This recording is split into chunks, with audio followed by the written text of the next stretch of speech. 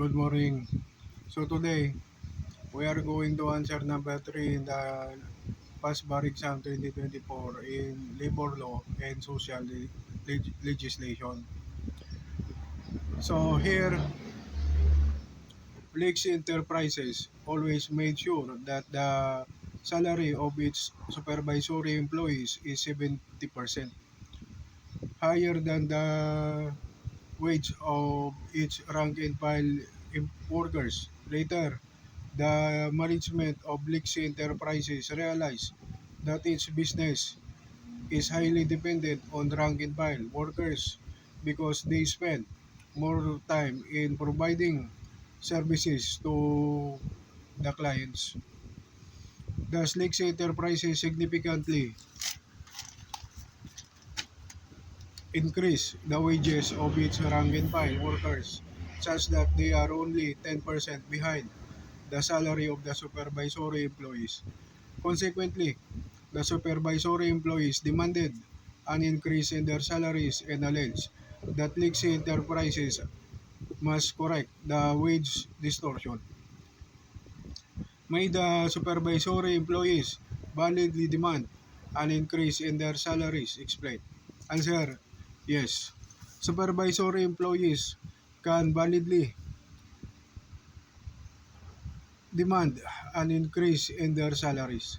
According to the law, a wage distortion is the elimination or serious contraction of the wage gap advantage enjoyed by one wage group over another as to destroy the hierarchy of positions and corresponding pay rates adopted by the employer based on rational consideration.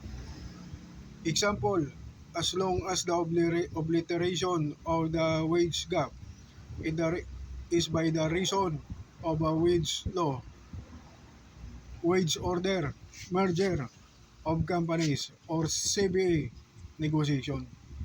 Further, a wage distortion shall mean a situation where an increase in prescribed wage rates results in the elimination of severe contraction of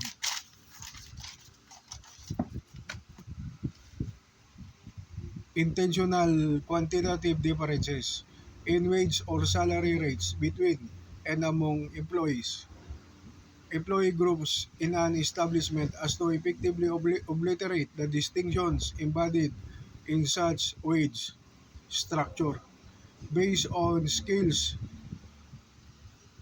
length of service, or other logical basis of differentiation. 7 paragraph Article 124 as amended by RA 6724 June 9, 1989. Furthermore, where wage distortion arising from the implementation of wage increase, it involves jurisdictional and procedural remedy for its correction. The procedure is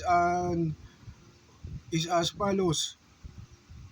1. In case there is a CBA organized establishment where the application of any prescribed wage increase by virtue of a law or wage order issued by any regional board results in distortion or the wage structure within an establishment, the employer and the union shall negotiate to correct the distortion. Any disputes arising from wage distortions shall be resolved through the grievance procedure under their collective bargaining agreement. And if it remains unresolved through voluntary arbitration, unless otherwise agreed by the parties in writing, such dispute shall be decided by the voluntary arbitrators within 10 calendar days from the time said dispute shall be decided by the voluntary arbitrators within 10 calendar days from the time said dispute was referred to the voluntary arbitration. Fourth paragraph, Article 124 Labor Code. 2. In case there is a CBA, an organized establishment, in cases where there is no collective agreements or recognized labor unions, the employers and workers shall endeavor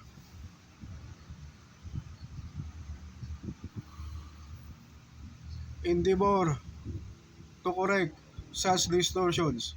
Any disputes arising therefrom shall be settled through the National Conciliation and Mediation Board, and if it remains unresolved after 10 calendar days of conciliation shall be referred to the appropriate branch of the National Labor Relations Commission in NLRC. It shall be mandatory for the NLRC to conduct continuous hearings and decide the dispute within 20 calendar days from the time said dispute is submitted for compulsory arbitration. Fifth paragraph, Article 124 Labor Code. So that's it. That's my answer for number 3 question in the past bar exam in labor law and social legislation 2024. Thank you. God bless. And I pray that you get the the main thought of the answer in this problem. Thank you and good day.